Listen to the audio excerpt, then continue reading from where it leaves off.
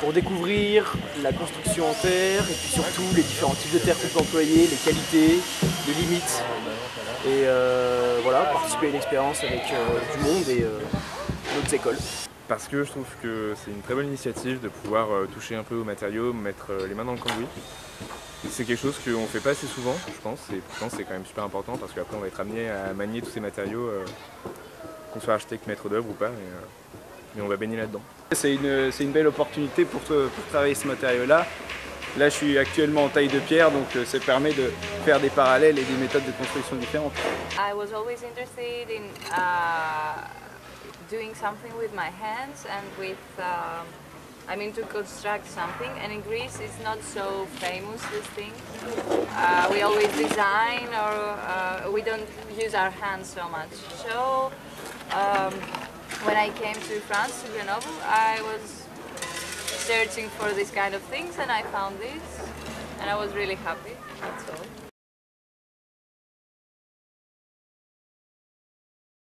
Non, la terre je connaissais pas du tout. Enfin, j'en avais entendu parler mais j'avais jamais vraiment touché à la terre sinon. J'en ai vu quelques exemples en Isère, tout ça, mais non, jamais touché. Non, vaguement on a eu des conférences de Patrice Doigt, disons on avait travaillé entre guillemets ici sur les grands ateliers, mais rapidement. Pas du tout. Justement, c'était un peu une lacune, enfin, c'est un truc qui m'intéresse depuis longtemps et j'ai un peu fait des workshops sur le bois, sur d'autres matériaux naturels, mais la terre jamais. Ouais, une fois, mais enfin, c'était pas vraiment au goût du jour pour les profs, donc j'ai pas refait. I got some experience already. I've done some other workshop in Italy, in Australia, and I've been working with a company in Australia that was doing Pisera made earth. So yeah, this is another experience with different techniques, and it's very interesting.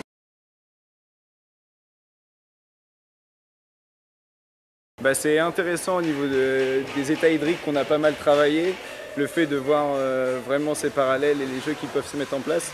Il y a pas mal de manières de voir la construction en terre et du coup que ce soit même la terre humide, voire la terre sèche comme on peut voir ici, on peut travailler la terre sèche en méthode de construction.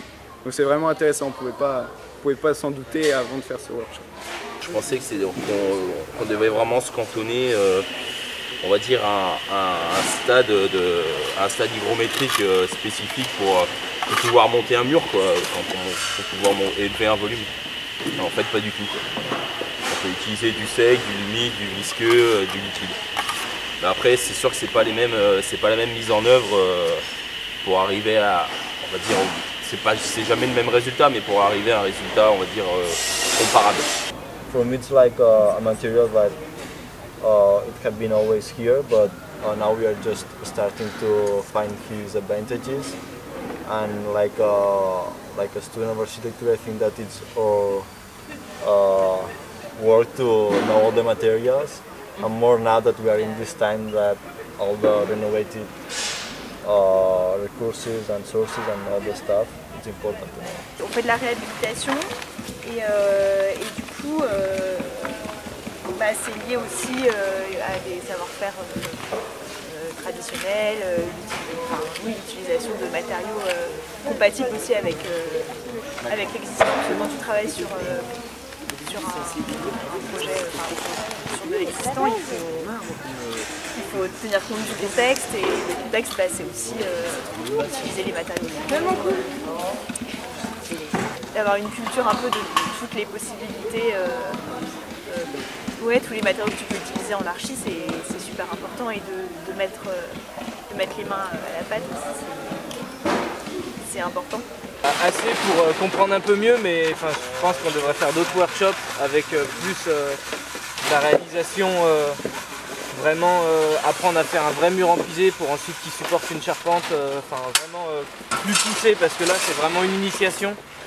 Après c'est comme ça que je vois une initiation à la terre. Alors que j'aimerais bien pousser le truc un peu plus loin, apprendre à faire un vrai mur empilé ou autre, Adobe et compagnie.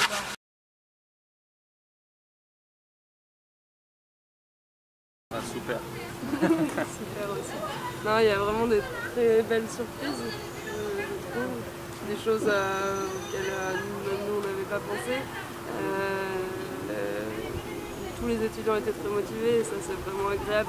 Les étudiants ici mettent les mains dedans en fait et voient le matériau, travaillent le matériau et c'est pas, on va pas comme ça avoir plus tard des architectes qui utilisent un matériau dont ils ne connaissent pas du tout la teneur en fait. Là vous mettez les mains dedans et c'est quelque chose justement qui est très intéressant parce que vous travaillez, vous voyez les erreurs à faire, les teneurs en eau, de construction, de mise en œuvre, les différents types de mise en œuvre et ça c'est vraiment très bien. Ouais. La perspective d'avenir c'est déjà la mise en œuvre des savoir-faire qu'on va pouvoir avoir acquis au cours de ces 3 jours. Que chaque participant va pouvoir retransmettre après dans sa pratique future, professionnelle ou pas.